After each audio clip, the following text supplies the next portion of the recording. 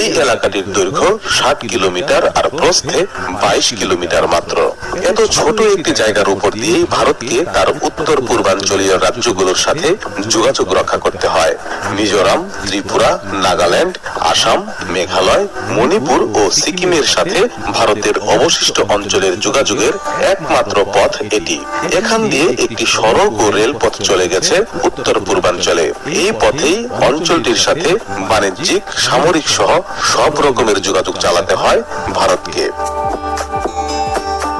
পূর্ব সীমান্তে চীনের সাথে যুদ্ধ বাঁধলে ভারত তাদের 7টি রাজ্যে বাড়তি সৈন্য কিংবা রসদ পাঠাতে পারবে না এই করিডোরের উপর নিয়ন্ত্রণ হারালে, যেটি ভারতের কৌশলগত নিরাপত্তার জন্য সব সময় বড় চিন্তার বিষয় হয়ে আছে। ভারতীয় সেনাবাহিনীও এই কারণে এই করিডোরকে বিশেষ গুরুত্ব দিয়ে থাকে।